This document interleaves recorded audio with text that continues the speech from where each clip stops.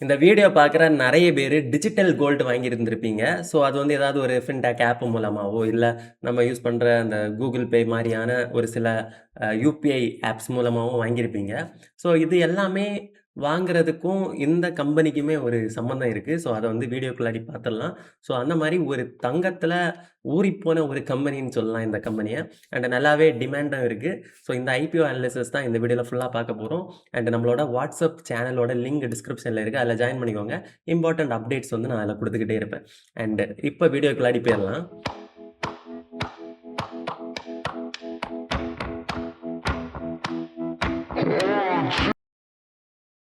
ஆக்மொண்ட் enterprises IPO analysis by Eric J ராஷோ.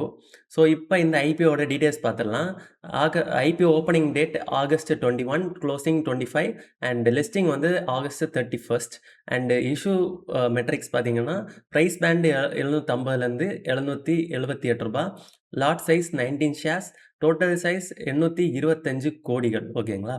So, இந்த அமௌண்ட்ல fresh issue பார்த்தீங்கன்னா 220 கோடி அண்ட் ஆஃபர் ஃபார் சேல் 205 கோடி அண்ட் கோட்டா பார்த்தீங்கன்னா வழக்கம் போல தான். QABஸ்க்கு 50%, NAIஸ்க்கு 15 அண்ட் ரீட்டெயிலர்ஸ்க்கு 35%. இவங்களோட ஆரிஜின் அண்ட் ப்ரொமோட்டர்ஸ பத்தி பார்த்துடலாம். ஸோ, இவங்க வந்து 2012ல இன்கார்ப்பரேட் பண்ண ஒரு கம்பெனி தான். அதுக்கு முன்னாடி சின்ன ஒரு பேரண்ட் கம்பெனி இருந்திருக்கு இவங்களுக்கு. அண்ட் அதுலேருந்து இவங்க ஒரு சப் கம்பெனி மாரி வந்திருக்காங்க. அண்ட் இதில வந்து RSBL spot trading private limited அப்படிங்கிற இதில இருந்திருக்கு. 2025ல பப்ளிக் லிமிட்டடா மாத்துறாங்க. ஏன்னா ஐபிஓ வர வேண்டியது இருந்துச்சு. ஸோ, இத தாண்டி வந்து பார்த்தீங்கன்னா, ப்ரமோட்டர்ஸ் பார்த்தீங்கன்னா, கேட்டன் பவர்லால் கொத்தாரி. ஸோ, இவங்களோட ஃபேமிலி தான் இந்த பிசினஸ ரன் பண்றாங்க. அண்ட் இவங்களுக்கு வந்து 13+ இயர்ஸ் ஆஃப் அந்த புல்லியன் மார்க்கெட்ல எக்ஸ்பர்டைஸ் இருக்கு. And gift city. ஸோ, அங்கெல்லாம் வந்து இவங்க ரொம்பவே டாமினன்ட்டா இருக்காங்க. ஸோ, அங்க வந்து கோல்ட வாங்குறாங்க. ஸோ, அவங்க ப்ரொமோட்டர்ஸ் கிட்ட இதுவரைக்கும் 92.75% ஸ்டேக் இருக்கு. அண்ட் இவங்க வந்து physical metals like gold, silver and இதெல்லாமே வந்து வித்துட்டு இருக்காங்க. ஸோ, இதுல வந்து என்னன்னு பார்த்தீங்கன்னா, ஒரு இவங்க பிசினஸ் மாடல சொல்றேன். ஸோ, ஒரு ஹோல்சேல் கோல்டு கடை இருந்தா எப்படி இருக்கும்? நம்ம ஷூ கடை ஹோல்சேல் பார்த்துருப்போம். ஒரு மளிகை கடை ஹோல்சேல் பார்த்துருப்போம்.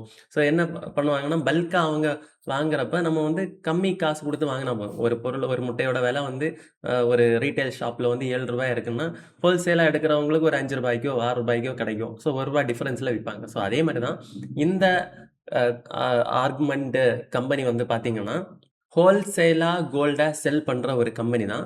ஸோ, இவங்க வந்து என்ன பண்றாங்கன்னா, மொத்தமா வெளிநாடுகள்ல இருந்து அ கோல்ட வாங்குறதா இருக்கட்டும், அ பேங்க்ஸ் HDFC பேங்கா இருக்கட்டும், இந்த மாரி பேங்க்ஸ் எல்லாம் கோல்ட இம்போர்ட் பண்ணுவாங்க. அவங்க கிட்ட இருந்து கோல்ட வாங்குறதா இருக்கட்டும், இதையும் தாண்டி சில ரா கோல்டு வாங்குறதா இருக்கட்டும், அதாவது ரிஃபைன் பண்ணப்படாத கோல்டு வாங்குறதா இருக்கட்டும். ஸோ, இந்த மாரி நெறைய கோல்ட்ஸ் இவங்க வந்து பல்க்கா வாங்கிட்டு இருப்பாங்க. ஸோ, அந்த பல்க்கா வாங்குன கோல்ட வந்து ஒரு சில விஷயத்த வந்து ரிஃபைன் பண்ணுவாங்க. ரிஃபைன் பண்ணி அத கோல்டு ஜுவல்லரியா மாத்தி, அதையும் வந்து ஹோல்சேலா செட் பண்ணி வெளிநாடுகளுக்கும் எக்ஸ்போர்ட் பண்றாங்க.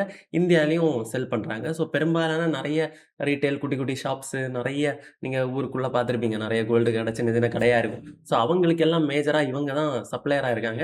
அதையும் தாண்டி இந்த ஃபின்டெக் கம்பெனிஸ் வந்து டிஜிட்டல் கோல்டு வாங்குறப்ப, இவங்களோட பேக்கப் மூலமா தான் அவங்களால டிஜிட்டல் கோல்டு குடுக்க முடியுது.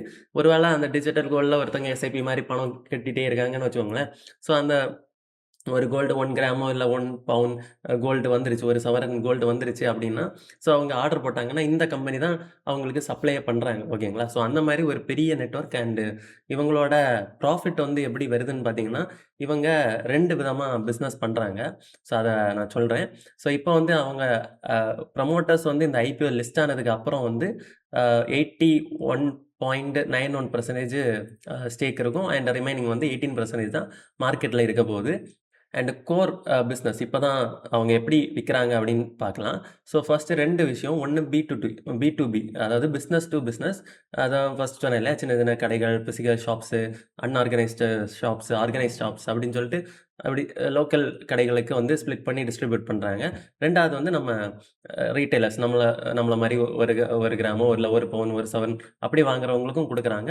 அண்ட் அது வந்து எப்படி பார்த்தீங்கன்னா, அந்த ஏபிஐ இன்டகிரேஷன் மூலமா இந்த ஃபின்டெக் ஆப்ஸ் மூலமா, நியோ பேங்க்ஸ் மூலமா குடுக்குறாங்க. அண்ட் எஸ்ஐபி மாடல்ல மந்த்லி கொஞ்சம் கொஞ்சமா இன்வெஸ்ட் பண்றவங்களுக்கும் அதுக்கான ஓனர்ஷிப்ப ப்ரொவைட் பண்றாங்க. ஓகேங்களா? ஸோ இது வந்து நான் வந்து சஜெஸ்ட் பண்ணுவேனான்னு கேட்டீங்கன்னா, ஆ நம்மளோட செபி இன்வெஸ்டர்ஸ் என்ன சொல்றாங்கன்னா, இது வந்து நான் ரெகுலைஸ்டு. அதாவது ஆன்லைன்ல கோல்டு வாங்குறது, டிஜிட்டல் கோல்டு வாங்குறது வந்து ரெகுலைஸ்டு கிடையாது. அதுக்கு பதிலா இடிஎஃப்ஸா வாங்கிக்கலாம். அதான் என்னோட பெர்சனல் சஜஷன். ஸோ அத பத்தி நம்ம டீட்டெயிலா ஒரு பிளேலிஸ்ட்டே வச்சிருக்கோம். நம்ம சேனல்ல போய் பார்த்தீங்கன்னா உங்களுக்கு தெரியும். ஸோ இப்போதைக்கு இந்த கம்பெனி அத ப்ரொவைட் பண்ணிட்டு இருக்காங்க. ஃபியூச்சர்ல செபி வந்து இதையும் அப்ரூவ் பண்ணிட்டாங்க அப்படின்னா, இவங்களுக்கு இது ரொம்பவே பாசிட்டிவான விஷயம். இப்போ வரைக்கும் அது வந்து நாட் ஆர்கனைஸ்டு. அது வந்து பண்ணலாம், பண்ணக்கூடாது அப்படின்னு சொல்லிட்டு எதுவுமே கிடையாது. ஸோ அது வந்து யார் வேணாலும் பண்ணிட்டு தான் இருக்காங்க. ஆனா அதுக்கான ரெகுலேஷன் இல்ல. ஓகேங்களா? ஆனா இந்த பி2பி எப்படி பண்றாங்கன்னா, இவங்க ஒரு பெரிய டேஷ்போர்ட் வச்சிருக்காங்க. அந்த டேஷ்போர்ட்ல கரண்ட் பிரைஸா வந்து அப்டேட் பண்ணிட்டே இருப்பாங்க. ஓகேங்களா? டக்குன்னு யாராவது அந்த ஆர்டர பார்த்து உடனே புக் பண்ணி அத வாங்கிப்பாங்க. ஸோ வித்தின் செகண்ட்ஸ் வந்து அது வித்துரும். லைக் பல்க்கா ஒரு நாளைக்கு அ பல ஆயிரங்கள், பல டன் கோல்ட வந்து இவங்க செல் பண்ணுவாங்க. ஸோ இந்த மாரி மாடல்ல அவங்க பிரைஸ டிட்டர்மைன் பண்ணுவாங்க. யாராவது அத பிட் பண்ணி வாங்கிப்பாங்க. ஸோ அந்த மாரி தான். ஸோ வித்தின் 1.5 டேஸ் அதாவது 1 1/2 நாளைக்குள்ளாடியே இவங்க வந்து ஒரு கோல்ட வித்துருவாங்க. அதுக்கான காசையும் வாங்கியிருப்பாங்க. அதே மாரி இவங்க குளோபல் மார்க்கெட்ல இத வந்து ஹெட்ஜ் பண்ணிப்பாங்க. அதாவது அந்த நம்ம இது ப்ரீவியஸா பார்த்திருப்போம். கோல்டு பிரைஸ் ஏறி இறங்கிட்டே இருக்கும். ஸோ அத வந்து கண்ட்ரோல் பண்றதுக்காக இன்னொரு சைடுல இவங்க பிசிக்கல் கோல்டு வாங்குறப்ப, இன்னொரு சைடுல வந்து அத ஹெட்ஜ் பண்ணி அந்த ப்ராஃபிட்ட வந்து லாக் பண்ணிப்பாங்க. ஸோ இதனாலேயே இவங்களுக்கு மார்ஜின் ரொம்ப ரொம்ப கம்மி. ரொம்ப ரொம்ப கம்மின்னா, ப்ராஃபிட் பெர்சன்டேஜ் பார்த்தீங்கன்னா 0.17 0.50 அந்த ரேஞ்சுல தான் இவங்களோட ப்ராஃபிட் ரேஞ்சே இருக்கும்.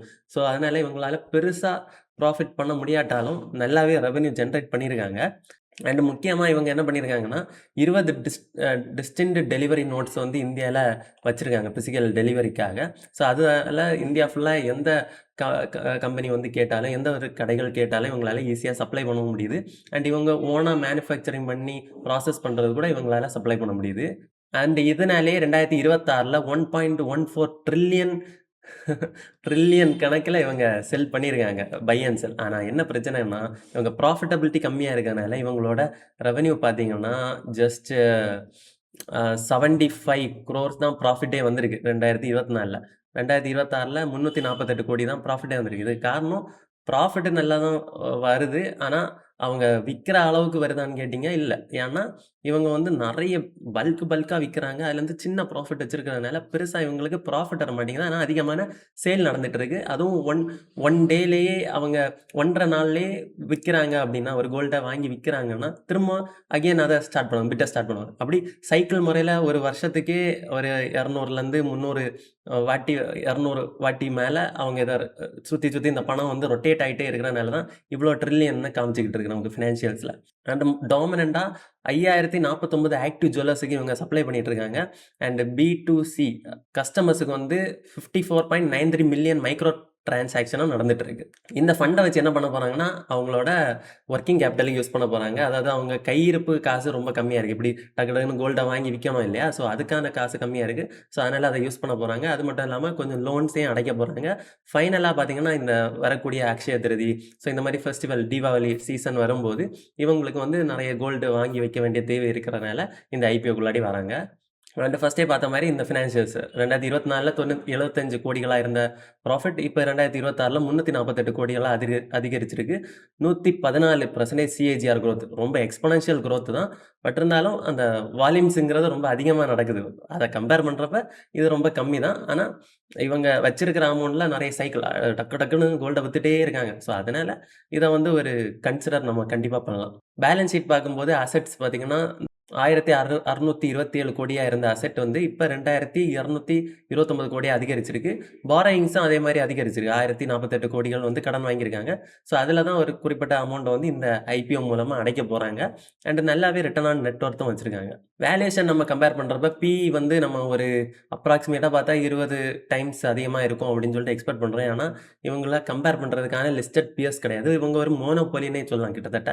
அண்ட் இவங்க வந்து நெறைய இது கம்பெனி கூட கம்பேர் பண்ணணும்னா, டைட்டன் ஆர் கல்யாண் கூட கம்பேர் பண்ணலாம். பட் இருந்தாலும் இவங்களோட ஓவரால் பிசினஸ் மாடல்ங்கிறதே வித்தியாசமான மாடல். Bulk selling. ஸோ அதனால இத எக்ஸாக்ட்லி டிட்டோவா காப்பி பண்ணி நம்ம ஒரு கம்பெனியோட கம்பேர் பண்ண முடியாது. ஒரு யூனிக்கான கம்பெனி.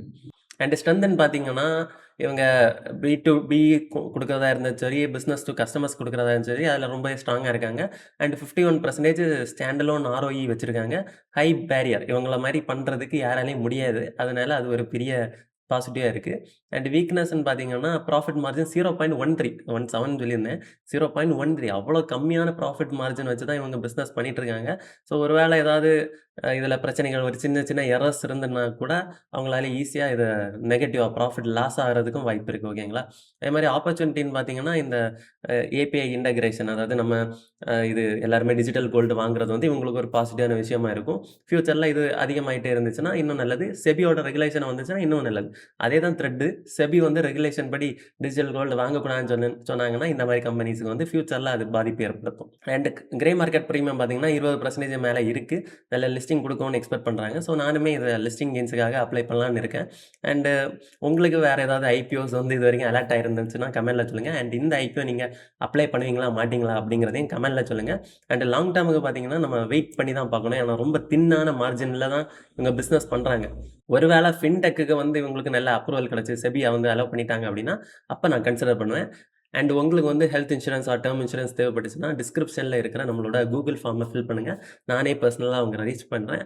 அண்ட் பணத்த உங்க பக்கம் இருக்கணும்னா, மறக்காம மணி மைனஸ் சேனல சப்ஸ்கிரைப் பண்ணிக்கோங்க. Thank you.